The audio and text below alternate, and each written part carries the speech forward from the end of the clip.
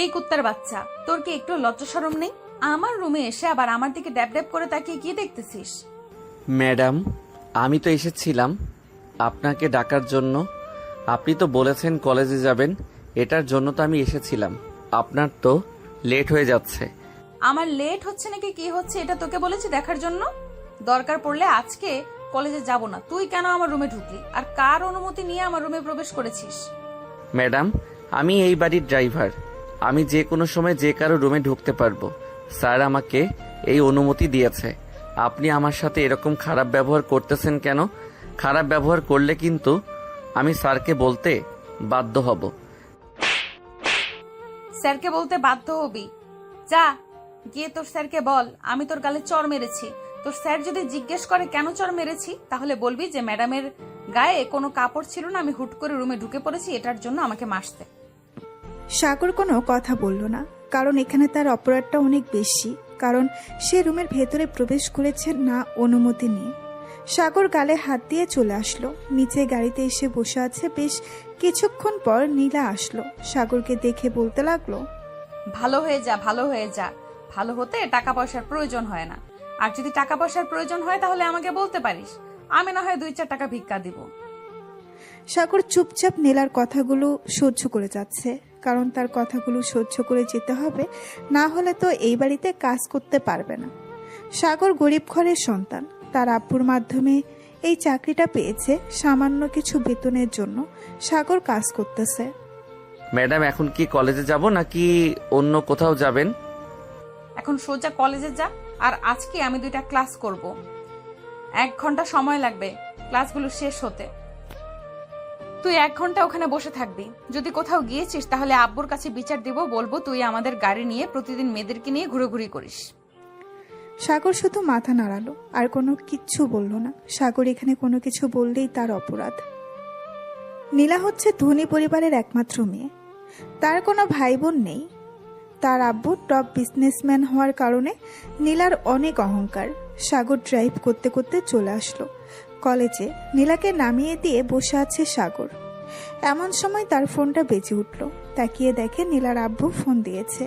কলটা রিসিভ করতেই ওপাশ থেকে নীলার আর আব্বু বলতে লাগলো, সাগর, তুমি কোথায় আছো?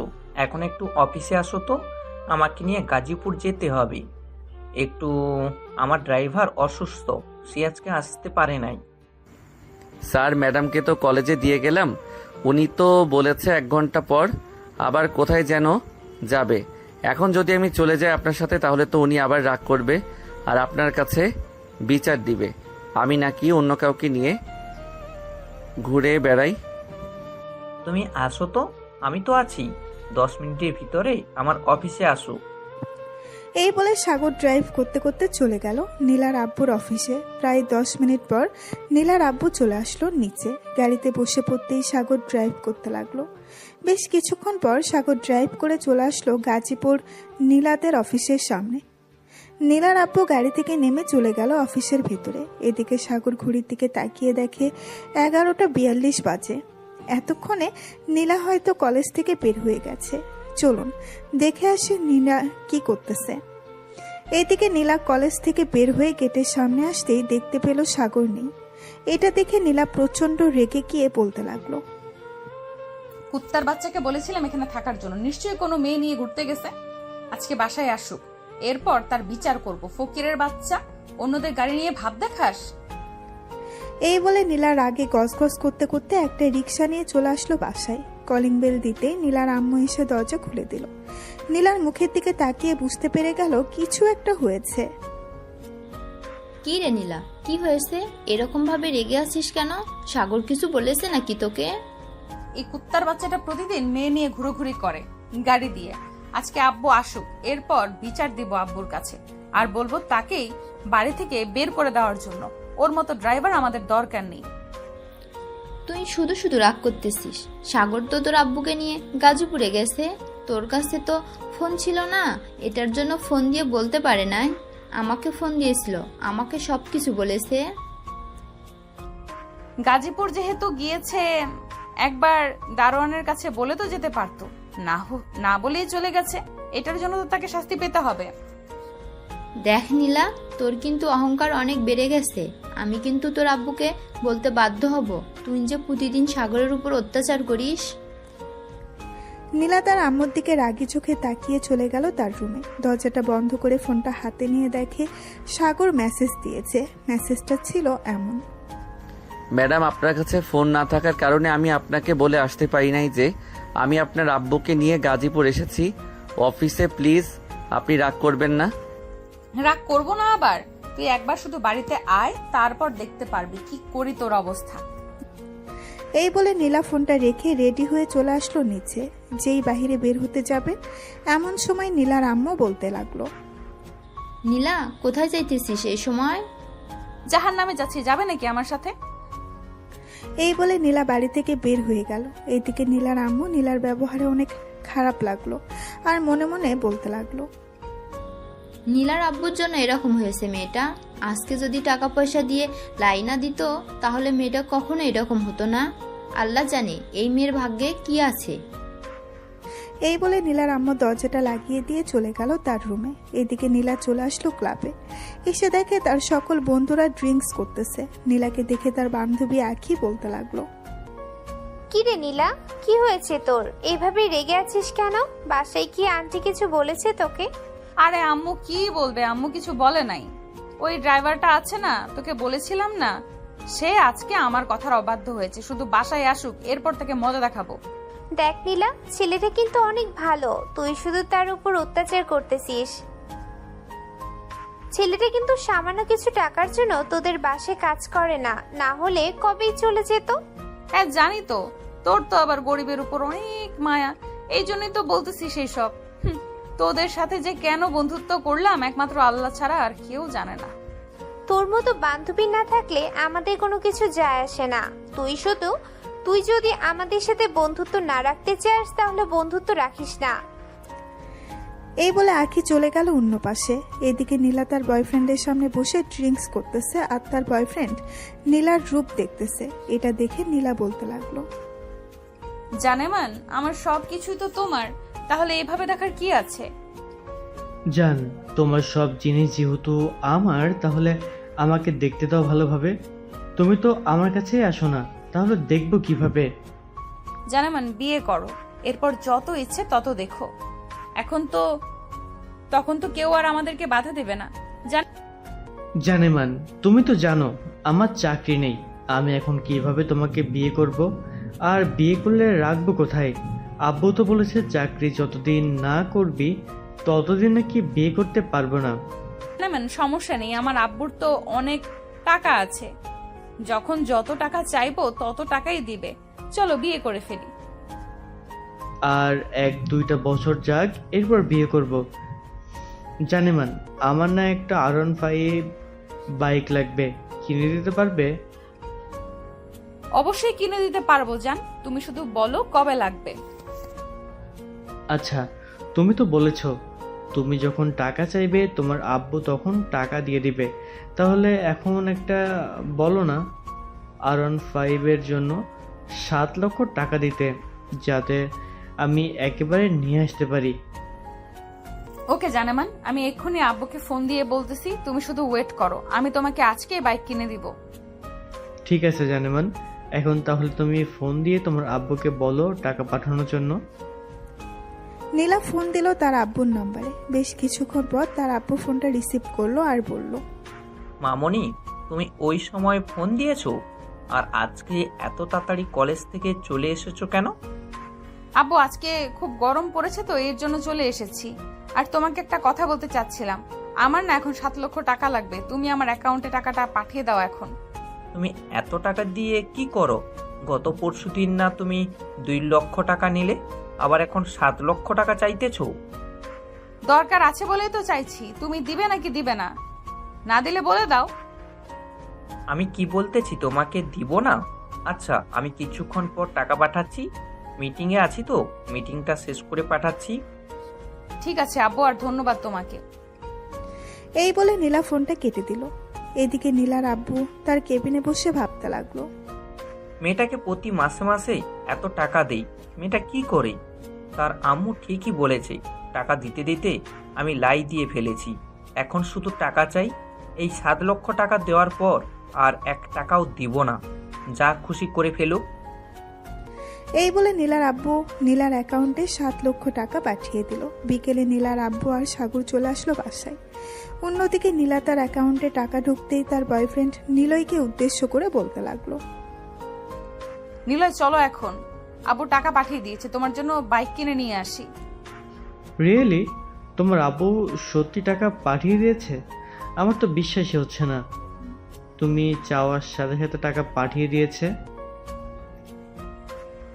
এই দেখো আমার অ্যাকাউন্টে পুরো 7 লক্ষ টাকা আছে, দেখেছো? মাত্র পাঠিয়েছে, এই দেখো মেসেজ। এই বলে নীলা তার বয়ফ্রেন্ডকে নিয়ে চলে আসলো বাইকের শোরুমে। নিলয়কে একটা সুন্দর দেখে বাইক কিনে দিল। নিলয় নীলাকে নিয়ে কিছুক্ষণ ঘোরাঘুরি করে নীলাকে তার বাসার সামনে নামিয়ে দিয়ে চলে গেল। এদিকে নীলা হাসি মুখে বাড়ির ভেতরে প্রবেশ করতেই দেখতে পেল সাগর বসে আছে সোফায়। সাগরকে দেখে নীলা বলতে লাগলো, এই কুত্তার বাচ্চা, তুই কোথায় গিয়েছিলি? তোকে না বলেছিলাম ওখানে থাকার জন্য, তুই চলে গেলি কেন এখান থেকে? নীলা, আমি সাগরকে নিয়ে গিয়েছিলাম, আর তুমি এরকম ব্যবহার করতেছো কেন? মুখের ভাষা ঠিক করো। সরি আব্বু, আসলে আমি একটু রেগে গিয়েছিলাম তো ওই সময়, সাগরকে না দেখতে পেয়ে, তাই আর কি এখন একটু বকাঝকা করে ফেলেছি। সাগর সরি, আর তুই একটু আমার রুমে আয় তো, ঘরের লাইটটা নষ্ট হয়ে গেছে, পাল্টে দিবি। এই বলে নীলা চলে আসলো তার রুমে। এদিকে সাগর বুঝতে পারছে রুমে গেলেই কিছু একটা করবে।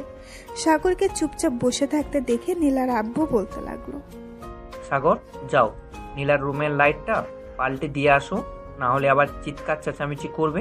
ঠিক আছে স্যার, আমি যাইতেছি এখনই। এই বলে সাগর চলে আসলো নীলার রুমে। এদিকে নীলা বিছানায় বসে বসে ফোন টিপতেছে। সাগর রুমের বাহির থেকে বলতে লাগলো, ম্যাডাম ভিতরে আসতে পারি? হ্যাঁ ভেতরে আয়, আর এইভাবে প্রতিদিন বলে এরপর আমার রুমে ঢুকবি। আমার সামনে সোজা হয়ে দাঁড়া। তোকে কি যেন বলেছিলাম, কোথাও যাবি না, কিন্তু তুই আমার কথার খেলাপ করেছিস। এখন দেখ তোকে কি করি। এই বলে নীলা তার চুলগুলো হিট করতে ওটা দিয়ে সাগরের হাত চেপে ধরেছে। সাগরের হাত 2 মিনিটের মধ্যে পুরো দাগ হয়ে গেছে। এদিকে সাগর চিৎকার করতে পারতেছে না। সাগরের 2 হাতে দাগ বসিয়ে দিল 2টা। সাগরের চোখ দিয়ে পানি পড়তেছে টপ টপ করে, কিন্তু নীলা তো এইসব দেখবে না কখনোই। এখন বুঝতে পারছিস আমার কথার খেলাপ করলে কি হয়? চুপচাপ নিচে চলে যাবি। আর এই দাগগুলো যদি আব্বু দেখে তাহলে বলবি গাড়ি পরিষ্কার করতে গিয়ে এরকম হয়েছে। সাগর তার চোখের পানি মুছে চলে আসলো নিচে। নিচে এসে সাগর তার স্যারকে উদ্দেশ্য করে বলতে লাগলো, স্যার আমাকে 100 টাকা দিতে পারবেন? আমার ফোনের রিচার্জ শেষ হয়ে গেছে, তো এটার জন্য রিচার্জ করব। এই নাও, 200 টাকা রিচার্জ করে নিও তুমি, আর যদি টাকা লাগে তাহলে আমাকে বলিও। না স্যার, আর টাকা লাগবে না। 1 তারিখে না হয় আপনি আমার আব্বুর ফোনে টাকা পাঠিয়ে দিবেন। এই বলে সাগর চলে আসলো ওইখান থেকে। নিচে গাড়িটা বের করে দ্রুত ড্রাইভ করে চলে আসলো একটা ফার্মেসিতে। গাড়িটা সাইড করে রেখে সাগর ফার্মেসির সামনে এসে দাঁড়িয়ে বলতে লাগলো, ভাই, পুড়ে যাওয়ার মলম আছে নাকি, যেখানে দিলে তাড়াতাড়ি ভালো হয়ে যাবে? হ্যাঁ ভাই, পুড়ে যাওয়ার তো মলম আছে, কিন্তু কিভাবে পড়েছে এটা তো বললেন না, বললে বুঝবো কি করে? আর যদি পারেন দেখালে খুব ভালো হতো। সাগর তার হাতটা দেখাতেই দোকানদার 2 হাত পিছিয়ে গেল, কারণ খুব বাজেভাবে পুড়ে গেছে চামড়াগুলো। দোকানদার সাগরকে উদ্দেশ্য করে বলতে লাগলো, ভাই আপনার এরকম অবস্থা কি করেছে? দেখে তো মনে হচ্ছে কোনো হিটার দিয়ে আপনার হাতে এরকম অবস্থা করেছে। ভাই আপনি শুধু মলম দেন, আপনাকে এত কিছু বলতে পারবো না। আবার কখন জানি ফোন দিয়ে বসে, তাড়াতাড়ি যেতে হবে। দোকানদার একটা মলম দিয়ে দিল। সাগর মলমটা নিয়ে চলে গেল ওইখান থেকে আবার বাসায়। এদিকে নিলয় বাইকের উপর বসে আছে। এমন সময় আঁখিয়ে এসে বলতে লাগলো, কি রে নিলয়, মনে হচ্ছে আজকে বাইকটা কিনে আনলি? নিশ্চয়ই নীলা দিয়েছে, তাই না? নীলা ছাড়া আর কে দিবে বাইক বলতো? সে তো প্রতি মাসে আমাকে কম করে হলো 10 লক্ষ টাকার উপরে দেয়। গত পরশুদিন ও 1 লক্ষ টাকা দিয়েছে। আর আমি আমার গার্লফ্রেন্ডকে নিয়ে ঘুরতে গেছিলাম। নীলা যদি একবার জানতে পারে তাহলে তোর কি হবে বুঝতে পারছিস? নীলা কিন্তু প্রচুর রাগী। আমি তার বেস্ট ফ্রেন্ড, তার রাগ সম্পর্কে জানি। আরে কোনো কিছু করতে পারবে না। নীলা আমাকে প্রচুর ভালোবাসে, কিন্তু আমি নীলাকে একটু ভালোবাসি না। আমি তো ভালোবাসি নিঝুমকে।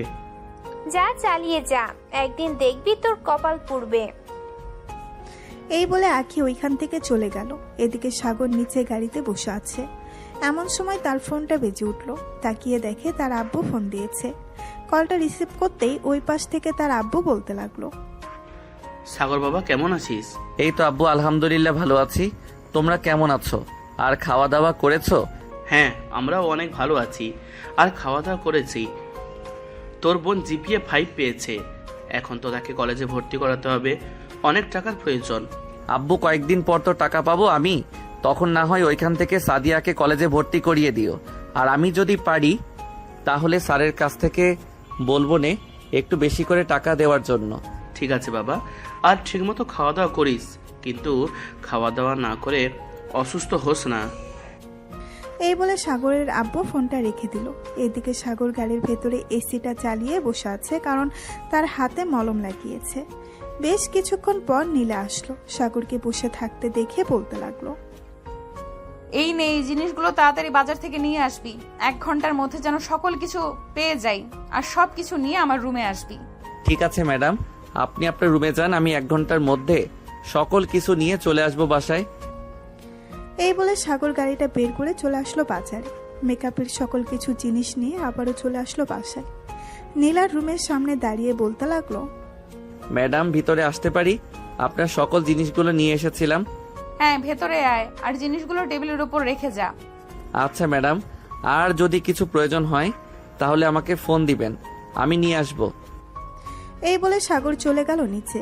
দেখতে দেখতে রাত হয়ে আসলো। সাগর খাওয়া দাওয়া করে বাহিরে এসে লাইটের নিচে বসে বসে 2 হাতে মলম দিতেছে। এমন সময় নীলা বেলকনিতে আসলো। সাগরের দিকে চোখ পড়তেই দেখতে পেল জায়গাগুলো অনেক ক্ষত হয়ে পড়ে গেছে। এটা দেখে নীলার গা শিউরে উঠল। নীলা মনে মনে বলতে লাগলো, অহংকারের কারণে আমি এরকম অবস্থা করলাম। ভালোই হয়েছে, আমার কথা না শুনলে এরকম হবে। আর সে মরে গেলে তাতে আমার কি আসে যায়? সে তো আমাদের বাসার চাকর। এই বলে নীলা তার বিছানায় এসে শুয়ে পড়লো। এমন সময় তার ফোনটা বেজে উঠলো। তাকিয়ে দেখে সুবর্ণা ফোন দিয়েছে। কলটা রিসিভ করতেই ওই পাশ থেকে সুবর্ণা বলতে লাগলো, কিরে নীলা, কেমন আছিস? আমাদের সাথে তো দেখাই করিস না আজকাল। কলেজে আসিস 2-1টা ক্লাস করে চলে যাস, ঠিক মতো তো কথা বলিস না। আরে এমনিতেই চলে আসি, নিলয়ের সাথে প্রতিদিন ঘুরতে যাই। আজকে নিলয়কে একটা R15 বাইক কিনে দিয়েছি 7 লক্ষ টাকা দিয়ে। আমাকে নিয়ে ঘুরোঘুরি করেছিল 2-3 ঘন্টার মতো। ও আচ্ছা, বাপের টাকা আছে বলে সবাইকে এরকম ভাবে গিফট করবি? যাক, ভালোই করতে থাক, একটা সময় আসবে নিজে বুঝতে পারবি টাকার মূল্য। নীলা সুবর্ণার সাথে আরো কিছুক্ষণ কথা বলে ফোনটা কেটে দিয়ে ঘুমিয়ে গেল। পরের দিন সকাল 7টা। সাগর তাড়াতাড়ি ঘুম থেকে উঠে গাড়িগুলো ধুয়ে মুছে পরিষ্কার করে রেখে দিল। এমন সময় নীলার আব্বু আসলো আর বলতে লাগলো, সাগর, তুমি এক কাজ করো, আজকে যেহেতু আমার ড্রাইভার চলে এসেছে, তুমি না হয় নীলাকে নিয়ে থাকবে। নীলা যেখানে বলবে সেখানেই যাবে। ঠিক আছে স্যার, আপনি যা বলবেন তাই করব। এই বলে নীল আর আব্বু চলে গেল ওইখান থেকে তার অফিসে। এদিকে সাগর বসে আছে। এমন সময় নীলা ফোন দিল আর বলতে লাগলো, সাগর, কালো এক্স করোলা গাড়িটা রাখবি আজকে, আমি এই গাড়িটা নিয়ে ঘুরতে যাব। ম্যাডাম, ওই গাড়িটা তো আপনার আব্বু নিয়ে গেছে, এখন ওনাকে বললে তো উনি দিবে না। তোকে যেটা বলেছি সেটা কর, আর যদি না আনতে পারিস গাড়িটা তাহলে তোকে চাকরি থেকে বের করে দেব। সাগর ফোনটা কেটে তাড়াতাড়ি করে ফোন দিল আব্বুর কাছে। এদিকে নীলার আব্বু ফোনটা রিসিভ করে বলতে লাগলো, কি হয়েছে সাগর, আবার ফোন দিলে কেন? স্যার, নীলা ম্যাডাম তো আপনার গাড়িটা চাইতেছে, আমি এই সাদা গাড়িটা নিয়ে আসতেছি। আপনি প্লিজ রাস্তা এক সাইডে বলেন ড্রাইভারকে দাঁড়া করাতে। 10 মিনিটের ভিতর আসতে পারবে নাকি? যদি আসতে পারো তাহলে নিয়ে যেতে পারবে গাড়িটা। আমি দাঁড়াচ্ছি রাস্তার এক পাশে। এই বলে সাগরের আব্বু রাস্তার একপাশে ড্রাইভারকে বলল গাড়িটা দাঁড় করানোর জন্য। বেশ কিছুক্ষণ পর সাগর তাড়াতাড়ি করে গাড়িটা নিয়ে এসে কালো গাড়িটা নিয়ে আবার চলে গেল বাড়িতে। গিয়ে দেখে নীলা বাহিরে দাঁড়িয়ে আছে। নীলাকে দেখে সাগরের আত্মা শুকিয়ে গেল। ভালো হয়েছে গাড়িটা নিয়ে এসেছিস, আমি তো এটাই চাইছিলাম। এখন কলেজে চল, আর আজকে যদি তুই কোথাও যাস তোকে কিন্তু আমি মেরে ফেলবো। কালকে শুধু তোর হাত পুড়িয়ে দিয়েছিলাম, আজকে চলে গেলে তোর গলা টিপে মেরে ফেলবো। এই বলে নীলা গাড়িতে উঠে পড়ল। সাগর নীলাকে নিয়ে কলেজের উদ্দেশ্যে রওনা দিল। বেশ কিছুক্ষণ পর নীলাকে নিয়ে চলে আসলো কলেজে। গাড়িটা সাইড করে রেখে দিল সাগর। এদিকে নীলা গাড়ি থেকে নেমে চলে গেল কলেজের ভেতর। এমন সময় আছে সাগরের পাশে দাঁড়াতেই দেখতে পেল সাগরের 2 হাত পুড়ে গেছে। এটা দেখে আখি বলতে লাগলো, কি ব্যাপার, আপনার হাত পড়লো কিভাবে? এমনিতেই গাড়ি পরিষ্কার করতে গিয়েছিলাম, তখন একটু ছ্যাঁকা খেয়েছি, তাই আর কি হাতটা একটু পড়ে গেছে। আর আপনি কে? আপনি আমাকে এসব জিজ্ঞেস করতেছেন কেন? আমি হচ্ছি নীলার বেস্ট ফ্রেন্ড আখি।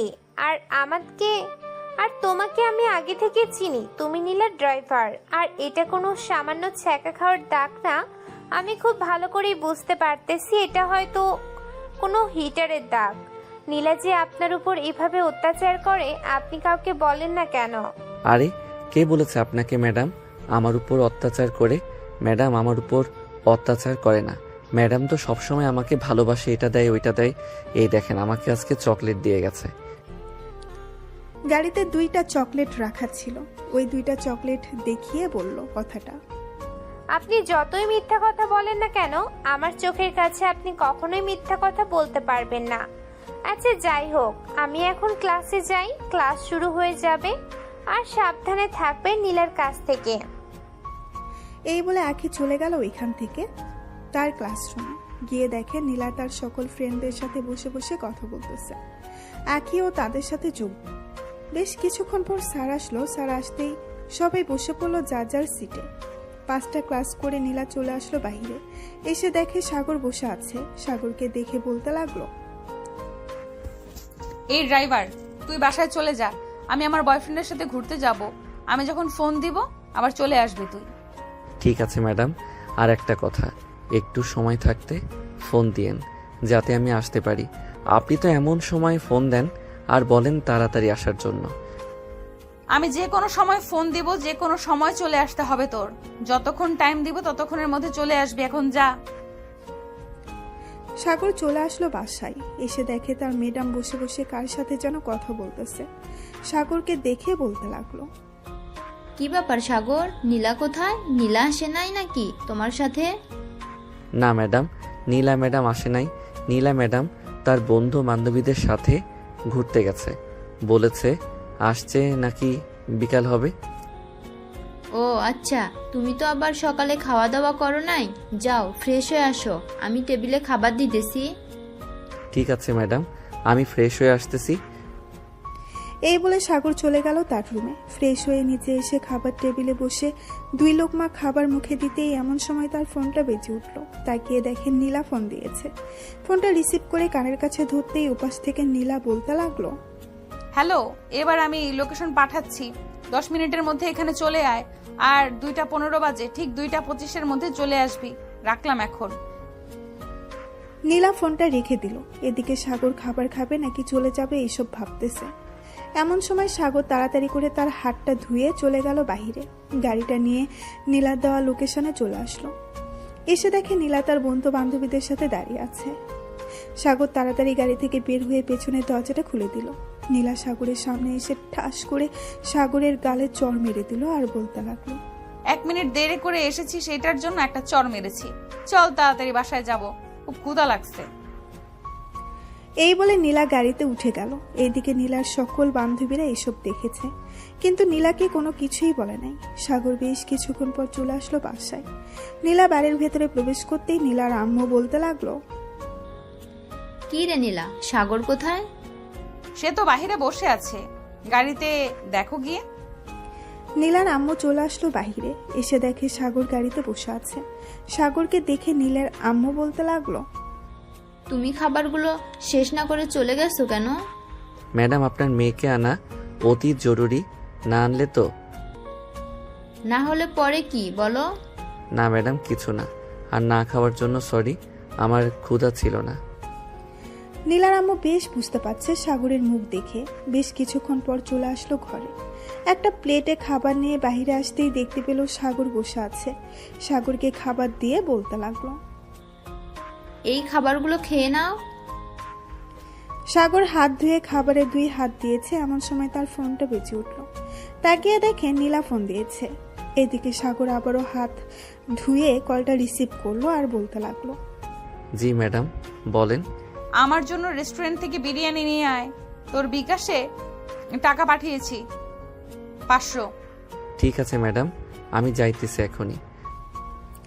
এই বলে সাগর ফোনটা কেটে দিয়ে নীলার আম্মুকে উদ্দেশ্য করে বলতে লাগলো, ম্যাডাম কিছু মনে করবেন না, আসলে আমার ভাগ্যে হয়তো আজকে খাবার জুটবে না, আপনি খাবারগুলো নিয়ে যান। নীলার আম্মু কোনো কিছুই বলতে পারলো না সাগরকে, কারণ তিনি জানেন এখন যদি সাগর বিরিয়ানি না এনে দেয় তাহলে সাগরের উপর অত্যাচার করবে। নীলার আম্মু মাথা নিচু করে চলে আসলো বাড়ির ভেতরে, সোফায় বসে ফোন দিল তার বড় ভাইকে। হ্যালো ভাইয়া, আমি তোদের বাসায় কিছুদিনের জন্য আসতেছি থাকার জন্য। তুমি তো বলতে আমি নাকি আসি না, কালকে চলে আসবো। ঠিক আছে, কালকে চলে আয়, আর পারলে নীলাকে নিয়ে আসিস, নীলা তো বাসায় একা একা থাকবে। নীলা যাবে না, তার সামনে পরীক্ষা তো, এর জন্য কিছুদিন পর না হয় যাবে। এই বলে নীলার আম্মু ফোনটা কেটে দিল। এদিকে সাগর নীলার জন্য বিরিয়ানি নিয়ে চলে আসলো বাসায়। কলিং বেল দিতেই সাগরের আম্মু এসে দরজা খুলে দিল। সাগর তাড়াতাড়ি করে চলে আসলো নীলার রুমে সামনে আর বলতে লাগলো, ম্যাডাম ভিতরে আসতে পারি? হ্যাঁ ভেতরে আয়, বিরিয়ানি নিয়ে এসেছিস? জি ম্যাডাম, বিরিয়ানি নিয়ে এসেছি, এখানে 500 টাকার বিরিয়ানি আছে। ধন্যবাদ, যা এখন তুই। সাগর চলে আসলো নিচে। দেখতে দেখতে বিকাল গড়িয়ে সন্ধ্যা হয়ে গেল। সাগর গোসল করে গাড়িতে বসে আছে, এমন সময় বাড়ির ভেতরে প্রবেশ করলো নীলার আব্বু। সাগরকে গাড়ির ভেতরে বসে থাকতে দেখে বলতে লাগলো, কি ব্যাপার সাগর, তুমি এখানে বসে আছো কেন? বাড়ির ভিতরে যাও, এখানে বসে বসে মশার কামড় খাচ্ছ। স্যার আমি পরে যাব না, খাওয়া দাওয়া করে তো আবার বাইরে এসে থাকতে হবে। এখন চোরের উৎপাত বেড়েছে অনেক, কখন চোর আসে কে জানে। নীলার আব্বু চলে গেল বাড়ির ভেতরে। রাতে খাবার টেবিলে বসে আছে, এমন সময় নীলার আব্বু বলতে লাগলো, নীলার মা, সাগর খাবার খেয়েছে নাকি? না, সাগর এখনো খাবার খায় নাই। তুমি একটু ফোন দিয়ে বলো আসার জন্য। আম্মু সাগর তো পরেও খেতে পারবে, আমরা খাওয়া দাওয়া শেষ করে নেই আগে। নীলা, সাগর পরে খাবে কেন? সেও তো একটা মানুষ, সে গরিব বলে কি তাকে অবহেলা করব আমরা? সাগর আমাদের সাথে বসে বসে খাবে। এই বলে নীলার আব্বু ফোন দিল সাগরকে। বেশ কিছুক্ষণ পর সাগর বাড়ির ভেতরে এসে দেখে সবাই খাবার খাচ্ছে। নীলার চোখের দিকে তাকাতেই দেখতে পেল নীলা তার চোখ লাল করে তাকিয়ে আছে সাগরের দিকে। সাগরের আর বুঝতে বাকি রইল না নীলা কি বুঝাতে চাচ্ছে। স্যার আপনারা খাবার খেয়ে নেন, আমি না হয় আপনাদের খাবার খাওয়ার পর খাবার খাবো। কেন? আমরা খাবার খাওয়ার পর তুমি খাবার খাবে কেন? আমাদের সাথে এখানে বসো, আমাদের সাথে খাবার খাবে। আরে না স্যার, আমি আপনাদের সাথে খাবার খাবো কি করে? আমার হাতে ময়লা লেগে আছে, আমি পরে খেয়ে নিব। ম্যাডাম আপনি আমার জন্য অল্প কিছু খাবার রেডি করে দেন, আমি না হয় বাইরে খেয়ে নিব। নীলার আম্মু সাগরের দিকে তাকিয়ে দেখে সাগর মাথা নিচু করে দাঁড়িয়ে আছে। নীলার আম্মুর বুঝতে আর বাকি রইল না, নীলা এতক্ষণ তার ইশারায় সবকিছু বলে দিয়েছে। নীলার আম্মু সাগরকে খাবার রেডি করে দিয়ে দিল। এদিকে সাগর চলে আসলো খাবার নিয়ে। বাহিরে খাওয়া দাওয়া করে গাড়ির ভেতরে ঘুমিয়ে গেল। পরের দিন সকাল 10টা সাগর নীলাকে নিয়ে চলে আসলো কলেজে। বেশ কিছুক্ষণ পর সাগর বলতে লাগলো, ম্যাডাম আপনার আম্মু তো বলে দিয়েছে একটু বাসায় যাওয়ার জন্য, উনি নাকি তার বাবার বাড়িতে যাবে। আমি কি ওনাকে তার বাবার বাড়িতে দিয়ে আসবো যদি অনুমতি দেন? এখান থেকে নানা বাড়িতে যাইতে তো 2 ঘন্টা সময় লাগবে, আবার আসতে 2 ঘন্টা। ঠিক আছে যা, আর তাড়াতাড়ি চলে আসবি। আমি না হয় আজকে রিক্সা নিয়ে বাড়িতে চলে যাব। সাগর চলে আসলো বাসায়। নীলার আম্মুকে নিয়ে গাড়িতে বসে পড়লো। সাগর ড্রাইভিং সিটে বসে ড্রাইভ করতেছে, এমন সময় নীলার আম্মু সাগরকে উদ্দেশ্য করে বলতে লাগলো, আচ্ছা সাগর, তুমি এই কাজটা কেন করতেছো? নীলা যে তোমাকে এভাবে অপমান করে, এভাবে মারধর করে, তুমি কিছু বলতে পারো না? ম্যাডাম আমরা মধ্যবিত্ত, আমরা কি বলবো, আমাদের কোনো কিছুই বলার নেই। হয়তো আমিও অপরাধ করেছি তাই মাঝে মধ্যে মারে। নীলার আম্মু সাগরের দিকে এক নজরে তাকিয়ে আছে। প্রায় 2 ঘন্টা পর নীলার আম্মুকে নিয়ে চলে আসলো তার বাবার বাড়িতে। নামিয়ে দিয়ে সাগর আবারও রওনা দিল নীলাদের বাসার উদ্দেশ্যে। দীর্ঘ 2 ঘন্টা পর সাগর চলে আসলো বাসায়। এসে দেখে নীলা চলে এসেছে। সাগর মেসেজ করে জানিয়ে দিল সে চলে এসেছে। এদিকে নীলা তার বয়ফ্রেন্ডকে নিয়ে তার রুমে বসে আছে। এমন সময় নীলার বয়ফ্রেন্ড বলতে লাগলো, বেবি, তোমাকে একটু আদর করি প্লিজ। আজকে অন্তত একটু আদর করতে দাও তোমাকে। দেখো নিলয়, আমি তোমাকে আদর করতে দিতে পারবো না। আমি তোমাকে আগেই বলেছি যেদিন বিয়ে করবে ওই দিন আদর করতে দিব তোমাকে। তুমি বুঝতে পারছো না কেন? যদি পেটে বেবি চলে আসে তখন কি করব? বেবিটা কে না হয় আমরা মেরে ফেলবো, এছাড়া আর কি করতে পারবো। এখন প্লিজ একটু আদর করতে দাও, না হলে কিন্তু আমি তোমার সাথে আর কোনো যোগাযোগ রাখবো না। প্লিজ নিলয়, এসব বলো না। তুমি এসব ছাড়া অন্য যা চাইবে আমি তাই দিব। বলো কি চাও তুমি?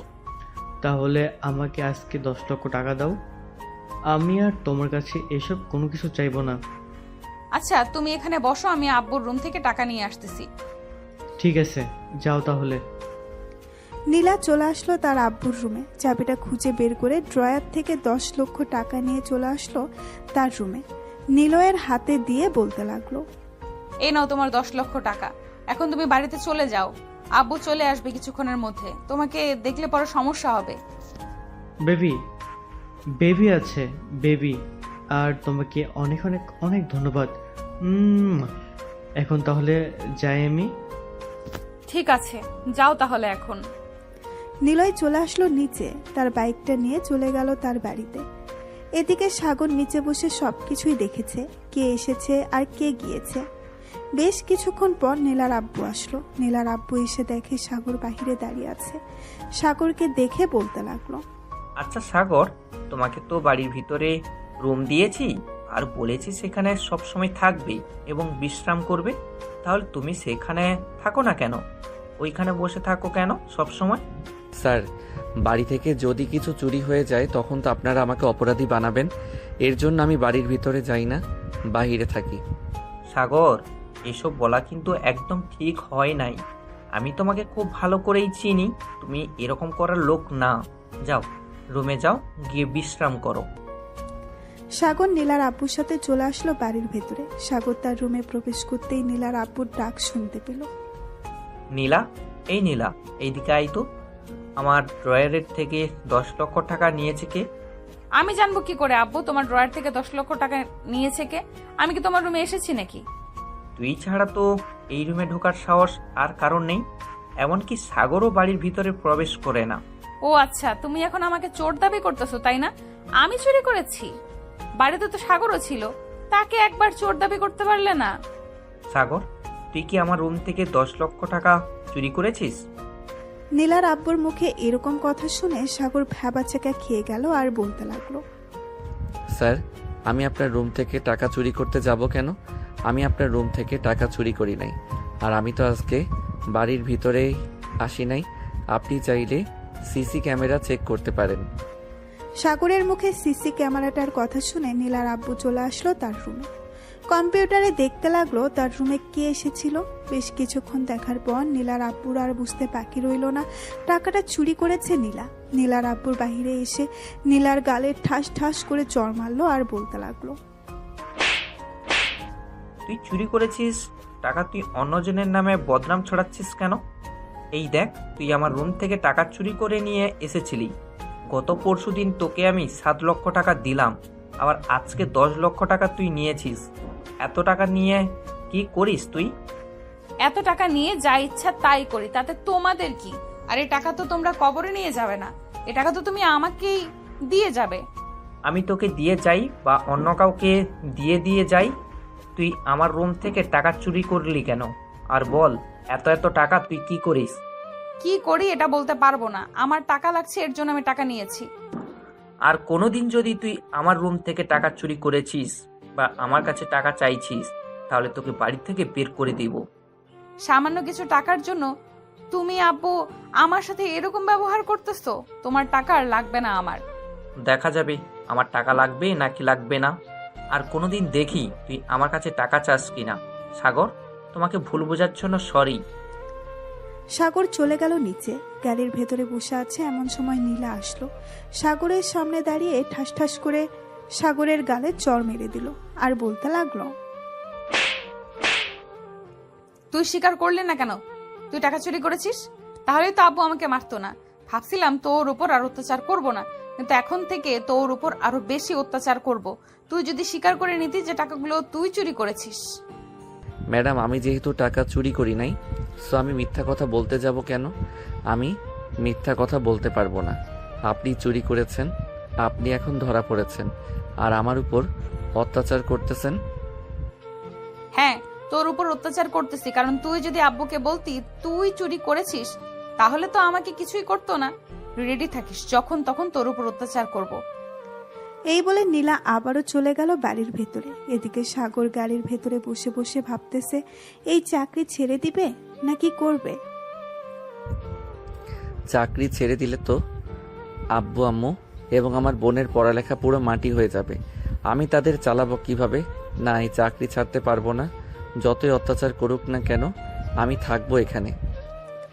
এইসব ভাবতেছে সাগর। এমন সময় নীলার আব্বু ফোন দিল। সাগর কলটা রিসিভ করতেই ওপাশ থেকে নীলার আব্বু বলতে লাগলো, সাগর, তুমি একটু আমার রুমে আসো তো, একটা জরুরি কাজ আছে। জি স্যার, আসতেছি। এই বলে সাগর চলে গেল নীলার আব্বুর রুমে। গিয়ে দেখে নীলার আব্বু বড় বড় 5টা ব্যাগ রেডি করে রেখেছে। সবগুলো ব্যাগের ভেতরে টাকা রাখা আছে। এটা দেখে সাগর বলতে লাগলো, স্যার, আমাকে ডেকেছিলেন, আর সবগুলো ব্যাগের ভিতর এভাবে টাকা ভরে রেখেছেন কেন?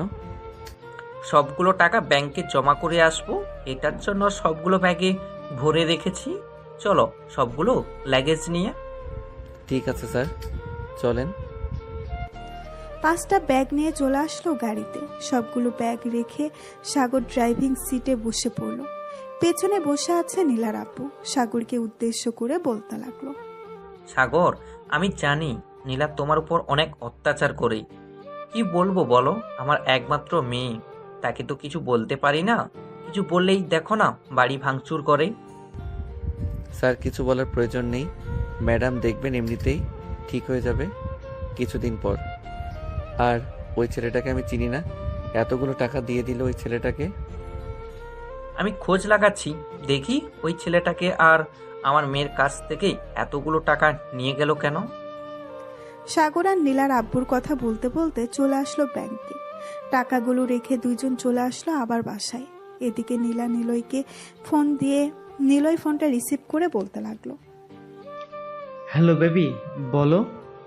নিলয়, আমি তোমাকে বিয়ে করব, এবং আজকে আব্বু আমাকে অনেক মারধর করেছে। তোমাকে টাকা দিয়েছি বলে তুমি প্লিজ আমাকে বিয়ে করো। জান প্লিজ, আর কয়েকটা দিন যাক, এরপর না হয় তোমাকে বিয়ে করব। প্লিজ আর কয়েকটা দিন একটু অপেক্ষা করো। আমি তোমার কাছ থেকে টাকা নিয়ে একটা বিজনেস শুরু করতেছি, এটার জন্য আর কিছুদিন সময় চাইতেছি। ঠিক আছে, আমি তোমাকে 2 মাস সময় দিলাম। এই 2 মাসের ভেতরে আমাকে নিয়ে যাবে তুমি। ফোন রাখলাম তাহলে এখন। ঠিক আছে, ফোন রাখো তাহলে। এইদিকে নিলয় মনে মনে বলতে লাগলো, তোকে বিয়ে করব, তাও আবার আমি? তোর মতো দজ্জাল মেয়েকে আমি বিয়ে করতে পারবো না। যার ভিতরে কোনো মনুষ্যত্ব নেই, তাকে বিয়ে করে কখনোই সুখী হতে পারবো না। এইসব বলতেছে নিলয় মনে মনে। এদিকে নীলার আব্বু ফোন দিল নীলার আম্মুর কাছে। নীলার আম্মু ফোনটা রিসিভ করে বলতে লাগলো, কি হয়েছে, ফোন দিয়েছো কেন? তুমি বাড়ি থেকে চলে গেছো, আর তোমার মেয়ে জানো কি করেছে? আমার ঘর থেকে 10 লক্ষ টাকা চুরি করে নিয়ে একটা ছেলেকে দিয়ে দিয়েছি। তুমি তাড়াতাড়ি বাসায় আসো। আমি বাসায় গিয়ে কি করব? তুমি তোমার মেয়েকে নিয়ে থাকো। তোমার মেয়ে তো অনেক ভালো, টাকা দিয়ে দিয়ে লাই দিয়েছো। এখন বলতেছো কেন আমাকে যাওয়ার জন্য? এখন থেকে আর কোনো টাকা দিব না, প্লিজ তুমি বাসায় আসো। সাগরকে পাঠিয়ে দাও, আমি আসতেছি। ঠিক আছে, আসো তাহলে। আর সাগর, তুই একটু তোর ম্যাডামকে নিয়ে আয় তো তার বাবার বাড়ি থেকে।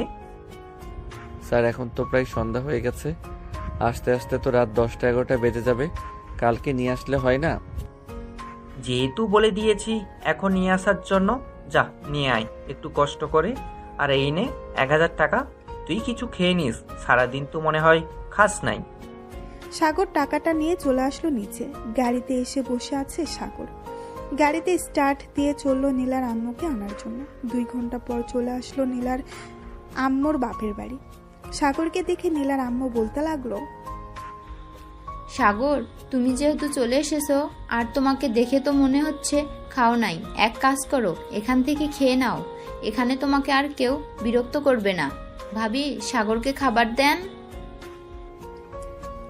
সাগর খাওয়া দাওয়া করে নিল। খাওয়া দাওয়া শেষ করে নীলার আম্মুকে নিয়ে আবারও রওনা দিল বাড়ির উদ্দেশ্যে। হঠাৎ আম্মু সাগরকে বলতে লাগলো, সাগর, নীলা যে টাকা চুরি করেছে এটা তুমি দেখো নাই? আর টাকাগুলো কাকে দিয়েছে তুমি দেখেছো? ম্যাডাম, টাকাগুলো কাকে দিয়েছে এটা তো আমি দেখি নাই, কিন্তু একটা ছেলে এসেছিল, ওই ছেলেটাকে মনে হয় দিয়েছে। ছেলেটাকে আগে কখনো আমি দেখি নাই। ও আচ্ছা, আমার মেয়েটাকে বলদ পেয়ে যত ইচ্ছা তত টাকা নিতেছে। দেখবে একদিন নীলা সবকিছু বুঝবে, ওই দিন সবকিছু হারাবে।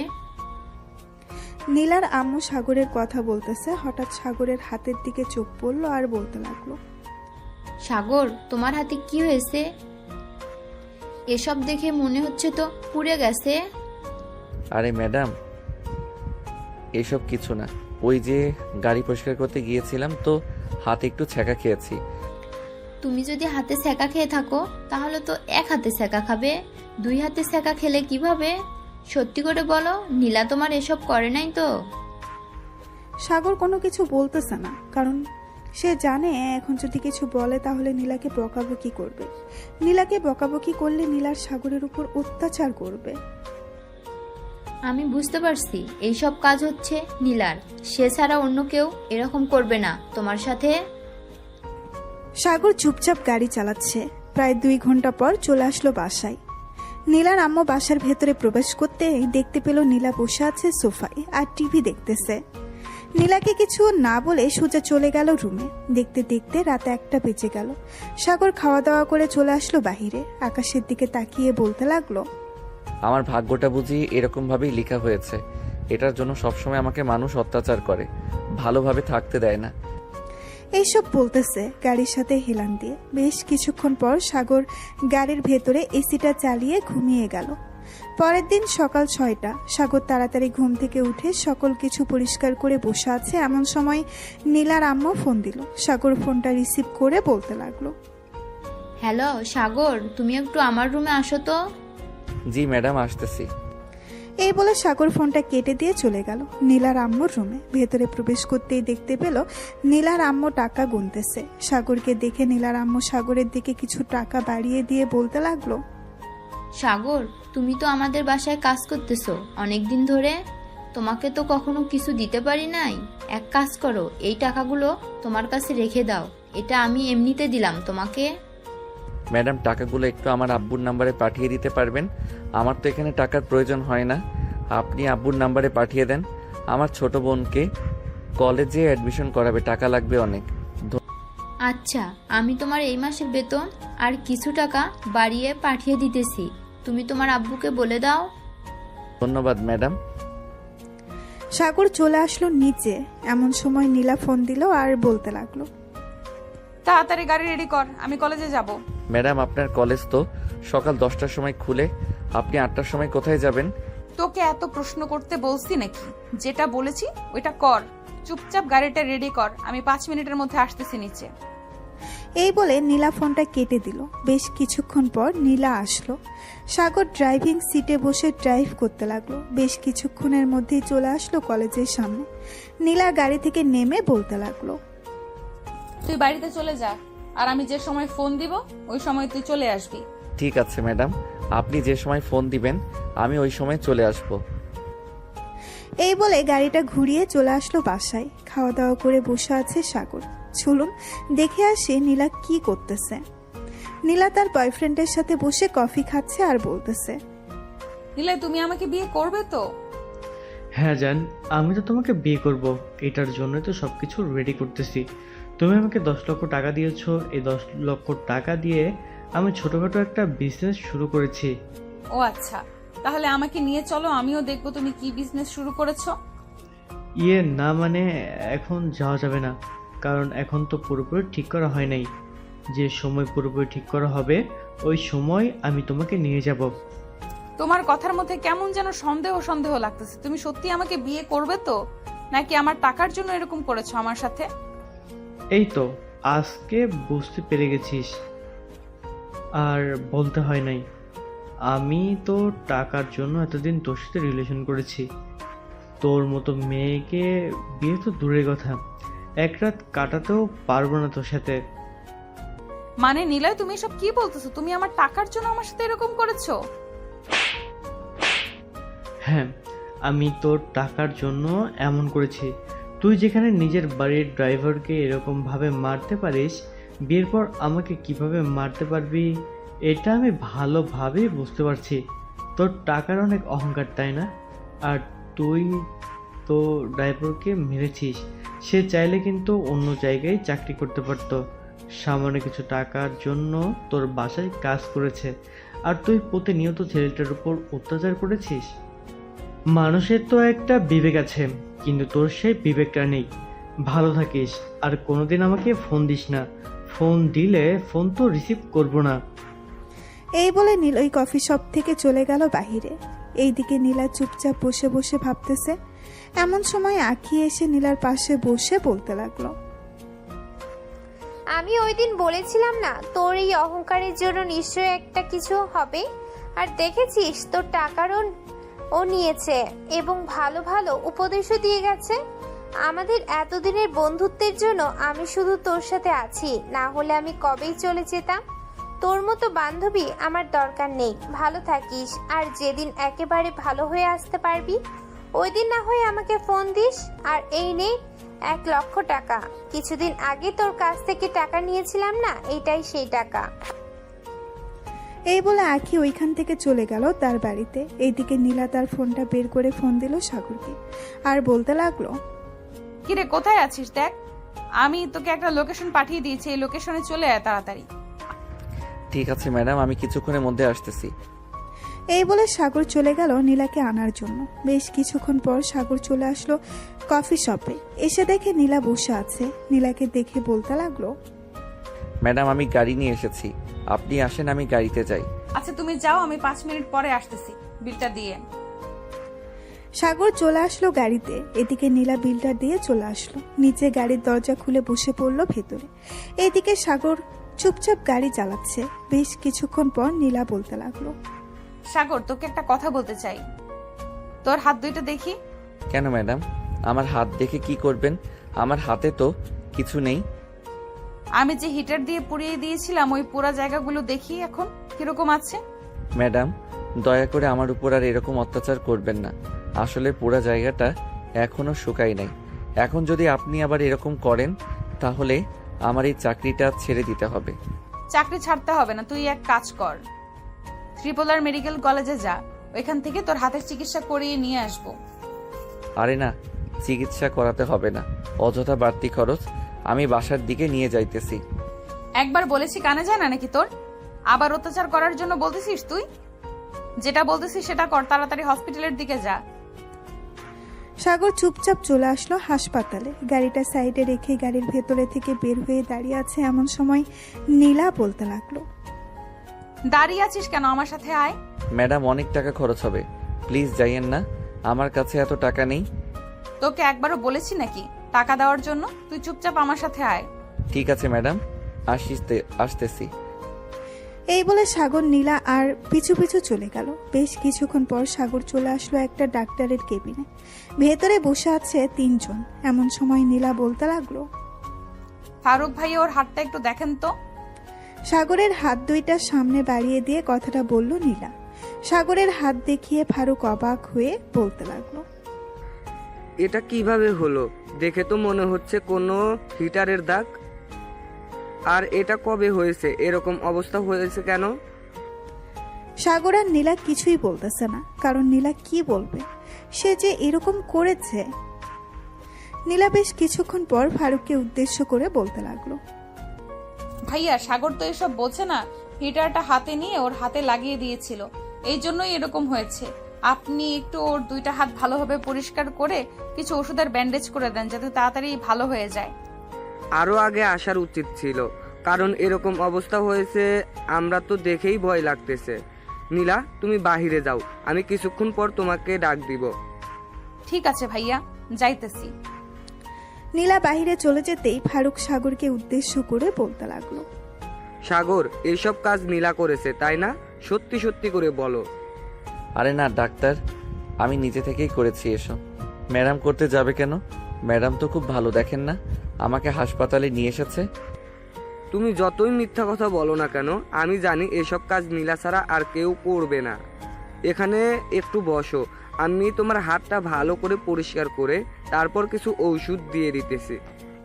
এই বলে ফারুক সাগরের হাত ভালোভাবে পরিষ্কার করে কিছু ঔষধ লাগিয়ে হাত ব্যান্ডেজ করে দিয়ে প্রেসক্রিপশনে কিছু ঔষধের নাম লিখে দিল। বেশ কিছুক্ষণ পর সাগর নীলাকে নিয়ে আসলো নিচে। দুইজন গাড়িতে বসে আছে এমন সময় সাগর বলতে লাগলো। ম্যাডাম এখন বাসায় চলে যাই? আগে তোর ওষুধ কিনে এরপর বাসায় যাব। সাগর গাড়িটা ঘুরিয়ে চলে আসলো ফার্মেসিতে। ওষুধ নিয়ে বাড়ির দিকে রওনা দিল। বেশ কিছুক্ষণ পর সাগর আর নীলা চলে আসলো বাড়িতে। কলিং বেল দিতেই নীলার আম্মু এসে দরজা খুলে দিল। নীলাকে দেখে কিছুই বলল না। 1 ঘন্টা পর নীলা সাগরকে ফোন দিল আর বলতে লাগলো, আমার রুমে আয় তো একটু, তোর ওষুধগুলো নিয়ে আসবি। এই বলে নীলা ফোনটা কেটে দিল। এদিকে সাগর কিছু বলতে পারল না।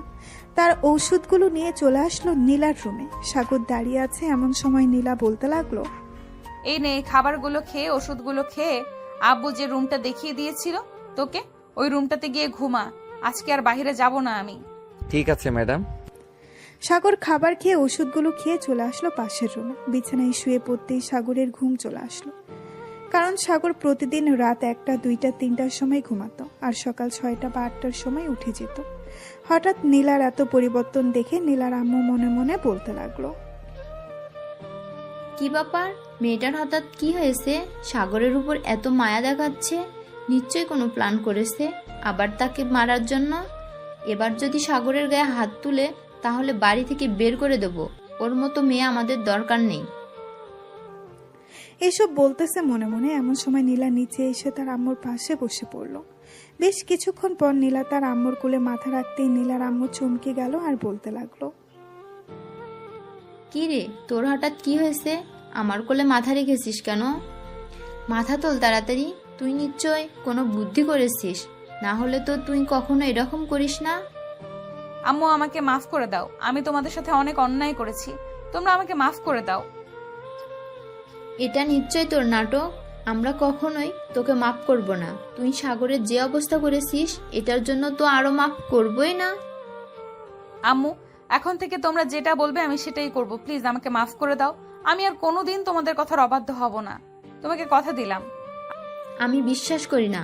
আর তোর যদি টাকা লাগে বলতে পারিস, আমি তোর আব্বুকে বলে তোর অ্যাকাউন্টে টাকা পাঠিয়ে দেব। আম্মু আমি সত্যি কথা বলতেছি, আমি আর কোনোদিন এরকম করব না, প্লিজ আমাকে বিশ্বাস করো। এই বলে নীলা তার আম্মুর পা জড়িয়ে ধরে কান্না করে দিল। কিন্তু নীলার আম্মু নীলাকে এখনো বিশ্বাস করতে পারতেছে না।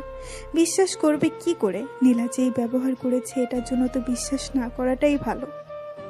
আম্মু আমি এতদিন অনেক ভুল কাজ করেছি, ঘর থেকে টাকা নিয়ে বয়ফ্রেন্ডকে দিয়েছি, আজকে সে আমাকে ছেড়ে চলে গেছে। আজকে আমি বুঝতে পারছি কেন সে আমার কাছে ছিল এতদিন। প্লিজ আম্মু এইবারের মতো মাফ করে দাও। ঠিক আছে, এবারের মতো মাফ করে দিলাম, তবে আমরা যা বলবো তাই শুনবি তো, নাকি আবার আগের মতো হয়ে যাবি? আমি তোমার মাথায় হাত রেখে বলতেছি, তোমরা যা বলবে আমি তাই শুনবো। প্লিজ আম্মু আমাকে মাফ করে দাও। ঠিক আছে, যা, মাফ করে দিলাম।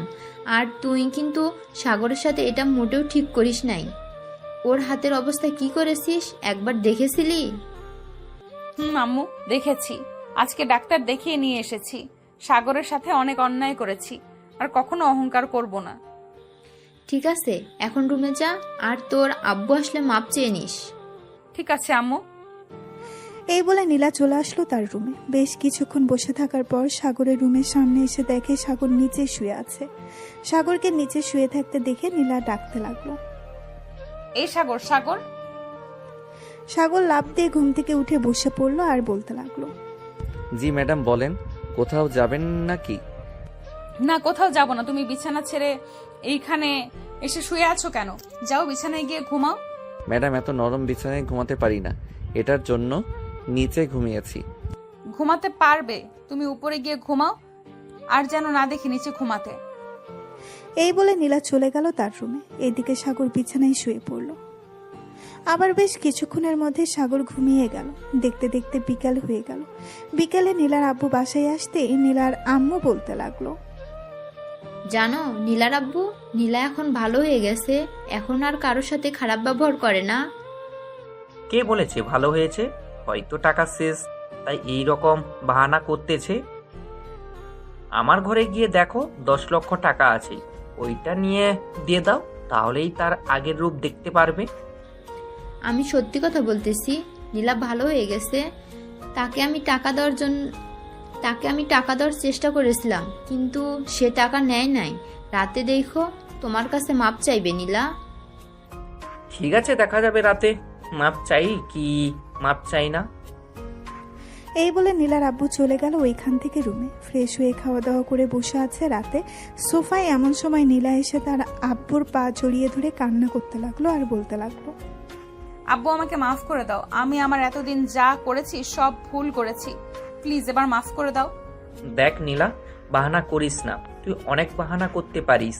আমি জানি তোর টাকার প্রয়োজন, তাই এইসব বলতেছিস। আমার রুমে দেখ, গিয়ে টাকা রাখা আছে, নিয়ে যা। আব্বু, আমি সত্যি কথা বলতেছি, আমি আর এমন করব না, প্লিজ আমাকে মাফ করে দাও। আমি তোমার দুইটা পায়ে পড়তেছি। আমি বিশ্বাস করব কি করি? তুই ভালো হয়ে গেছিস, তোকে তো আমি একটু বিশ্বাস করি না। একবার বিশ্বাস করে দেখো, যা বলবে আমি তাই করতে রাজি আছি। আমি যদি বলি তোকে এখন একটা গরিব ছেলের সাথে বিয়ে দিব, বিয়ে করবি? ছেলে যদি ভালো হয় আমি বিয়ে করব, প্লিজ আমাকে মাফ করে দাও আব্বু। ঠিক আছে, এবারের মতো মাফ করে দিলাম। আর শোন, আমি খুব শীঘ্রই একটা গরিব ছেলের সাথে তোর বিয়ে দিব। ঠিক আছে আব্বু, তোমার যেটা ভালো মনে হয় ওটাই করো। এই বলে নীলা চলে গেল তার রুমে। এদিকে নীলার আব্বু তো বেশ অবাক, একদিনে এত পরিবর্তন কিভাবে হলো। এদিকে সাগর বাড়ির ছাদে দাঁড়িয়ে দাঁড়িয়ে তার বোনের সাথে কথা বলতেছে। কলেজে ভর্তি করিয়ে দিয়েছি, এখন ভালোভাবে লেখাপড়া করবি।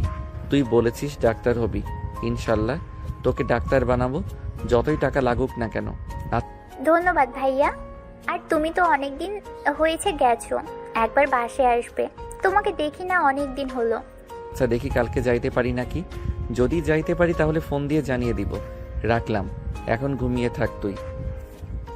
এই বলে সাগর ফোনটা কেটে দিয়ে যেই পেছন ফিরতে যাবে এমন সময় ভয় পেয়ে গেল, কারণ পেছনে দাঁড়িয়েছিল নীলা, আবার সাদা ড্রেস পরে। নীলাকে দেখে সাগর বলতে লাগলো, ম্যাডাম, আপনি এইখানে কিছু বলবেন নাকি? গার্লফ্রেন্ডের সাথে কথা বলছিলে নাকি এতক্ষণ?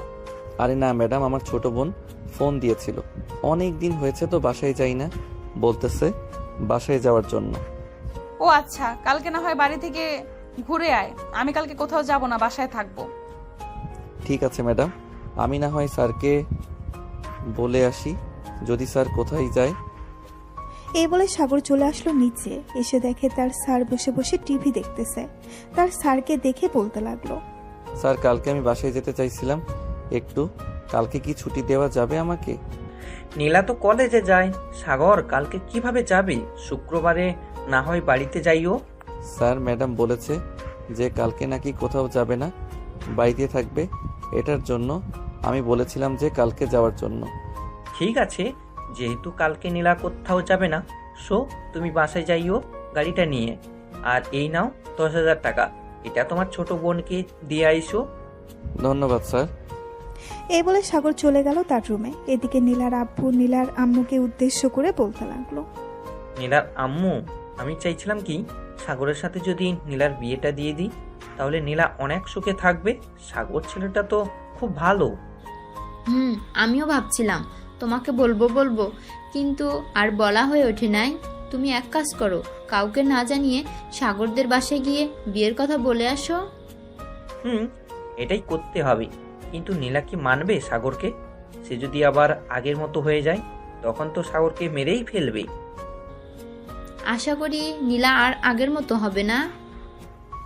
সাগর তার রুমে এসে তার বোনকে ফোন দিয়ে বলে দিল কালকে সে আসবে। দেখতে দেখতে রাত পার হয়ে সকাল হয়ে গেছে। সাগর রেডি হয়ে নিচে এসে দেখে নীলা এবং নীলার আম্মু বসে আছে। তাদের দুজনকে দেখে বলতে লাগলো, ম্যাডাম আমি তাহলে যাই এখন, আর যদি প্রয়োজন হয় ফোন দিয়ে আমি চলে আসবো। আমিও যাব তোমার সাথে। সাগর, আমাকে নিয়ে যাবে তোমার সাথে? ম্যাডাম আপনি আমাদের বাড়িতে যাবেন? আমাদের বাড়ি তো ভাঙা চূড়া, আমাদের বাড়িতে গেলে কোথায় বসতে দিব আপনাকে? তোমার ভাঙাচোরা বাড়িতে গিয়েই বসবো, চলো এখন। সাগর নীলাকে নিয়ে চলে আসলো নিচে। গাড়িতে উঠে পড়লো দুইজন। সাগর ড্রাইভ করতেছে আর নীলা এক নজরে তাকিয়ে আছে সাগরের দিকে। হঠাৎ নীলা বলে উঠল, সাগর, তুমি কি কোনোদিন প্রেম করো নাই, মানে রিলেশন করো নাই কারোর সাথে? না ম্যাডাম, রিলেশন করি নাই আর করার ইচ্ছাও নাই। এই বলে সাগর আবার চুপ হয়ে গেল। প্রায় 3 ঘন্টা পর সাগর চলে আসলো তাদের বাসায়। গাড়ি থেকে নেমে নীলাকে নিয়ে বাড়ির ভেতর প্রবেশ করতেই সাগরের বোন এসে সাগরকে জড়িয়ে ধরলো আর বলতে লাগলো, ভাইয়া কেমন আছো? আলহামদুলিল্লাহ ভালো আছি। তুই ম্যাডামকে নিয়ে তোর রুমে যা আর পাখাটা ছেড়ে দে। আপনি আসুন আমার সাথে। নীলা চলে গেল সাগরের বোনের সাথে। এদিকে সাগর রান্নাঘরে এসে দেখে তার আম্মু রান্না করতেছে। রান্না শেষ হতেই সাগর আর নীলা খাওয়া দাওয়া করে নিল। খাওয়া দাওয়া শেষ হতেই বিকেলের দিকে দুজন বের হয়ে গেল আবারও নীলাদের বাড়িতে যাওয়ার উদ্দেশ্যে। সাগর নীলাকে নিয়ে চলে আসলো বাসায়। দেখতে দেখতে কেটে গেল 7টি দিন। রাতে খাওয়া দাওয়া করতেছে এমন সময় নীলার আব্বু বলতে লাগলো, নীলা, তোর বিয়ে ঠিক করেছি, 1 মাস পর তোর বিয়ে। স্যার ম্যাডামকে বিয়ে দিয়ে দিলে কি আমাকে আর চাকরিতে রাখবেন না? রাখবো। তুমি আমার অফিসে চাকরি করবে নীলার বিয়ে হয়ে গেলে। ঠিক আছে স্যার। নীলা কোনো কথা বলতেছে না। এদিকে সাগর খাওয়া দাওয়া শেষ করে চলে আসলো রুমে। এমন সময় নীলা তার আব্বু আম্মুকে উদ্দেশ্য করে বলতে লাগলো, আব্বু আম্মু, তোমাদের সাথে কথা ছিল, আমি সাগরকে বিয়ে করতে চাই। তোমরা যার সাথে বিয়ে ঠিক করেছো তার সাথে আমার বিয়ে ভেঙে দাও, আমি সাগরকে বিয়ে করব। আমি যাকে একবার কথা দিয়ে ফেলি সেই কথা ফিরিয়ে নেই না। তুই ভালো করেই জানিস আমি যার সাথে ঠিক করেছি তার সাথেই বিয়ে হবে তোর। কোনো কথা বলবি না, চুপচাপ বিয়ে করে নিবি। নীলা কিছু না বলে চলে গেল রুমে। এদিকে নীলার আম্মু নীলাকে উদ্দেশ্য করে বলতে লাগলো, মেয়েটাকে বলে দিলেই তো পারতে যে সাগরের সাথে তার বিয়ে ঠিক করেছো। আমি দেখতে চাই নীলা ভালো হয়েছে নাকি আগের মতোই রয়েছে, এটার জন্যই তো এইসব বলেছি। তাই বলে মেয়েটাকে কাঁদাবে? নীলার আব্বু চলে আসলো রুমে। এদিকে সাগর ঘুমিয়ে পড়ল। পরের দিন সকালে ঘুম ভেঙে গেল সাগরের। তাড়াতাড়ি উঠে ফ্রেশ হয়ে চলে আসলো নিচে। গাড়িগুলো পরিষ্কার করে রেখে আবার চলে আসলো রুমে। এসে দেখে নীলা বসে আছে। নীলাকে দেখে সাগর বলতে লাগলো, ম্যাডাম কলেজে যাবেন না নাকি? কলেজে যাব, তার আগে তোর সাথে কথা আছে। আমি তোকে বিয়ে করতে চাই। ম্যাডাম কি আবল তাবল বলতেছেন? আমি আপনাকে বিয়ে করতে পারবো না। আপনি আমার মালিক, আমি কিভাবে বিয়ে করব? বিয়ে করবি না আমাকে? না, বিয়ে করব না। এই বলে সাগর চলে গেল ওয়াশরুমে। এদিকে নীলা তার রুমে এসে চুপচাপ বসে আছে। সকাল 10টা বাজতেই সাগর নীলাকে নিয়ে চলে আসলো কলেজে। দেখতে দেখতে কেটে গেল 1টি মাস। আজকে নীলা আর সাগরের বিয়ে, কিন্তু কেউই জানে না দুইজন রেডি হয়ে বসে আছে 2 গাড়িতে। এমন সময় কাজী আসলো। হাসানপুর নিবাসী মজনু মিয়ারের ছেলে তানভীর ইসলাম সাগরকে 1,01,000 টাকা মোহর ধার্য করিয়া হয়েছে। মা, আপনি যদি রাজি থাকেন তাহলে বলেন কবুল। নীলা বেশ কিছুক্ষণ চুপ থেকে 3 বার কবুল বলল। কবুল, কবুল, কবুল। কাজী সাহেব চলে আসলো সাগরদের বাসায়। সাগরও 3 বার কবুল বলল, কিন্তু সাগর নিজেও জানে না কার সাথে বিয়ে হচ্ছে তার। দেখতে দেখতে রাত 12টা বেজে গেল। সাগর বাসর ঘরে ঢুকে খাটের কাছে আসতে নীলা খাট থেকে নেমে সাগরের পা ধরে সালাম করলো। সাগর বিছানায় বসে নীলার ঘোমটাটা খুলতেই বলতে লাগলো, ম্যাডাম আপনি এখানে? আমারও তো একই প্রশ্ন, তুই এখানে কি করিস? আমার বাসা, আমি আমার বাসর ঘরে আসবো না, তাই তো কোথায় যাব? তার মানে তোর সাথেই আমার বিয়ে হয়েছে? মনে হয় আপনার সাথেই আমার বিয়ে হয়েছে। এটা বলতেই নীলা সাগরের ঠোঁট ছোড়া কামড়ে ধরল। আচমকা আক্রমণের কারণে সাগর কি করবে বুঝতে পারছে না। সাগর বেশি কিছু চিন্তা না করে নীলার সাথে রেসপন্স করতে লাগলো। তারা দুইজন রোমান্স শুরু করুক, আমরা এখন বিদায় নিই। সবাই সবার বাসায় চলে যান, সিনেমা শেষ হয়ে গেছে।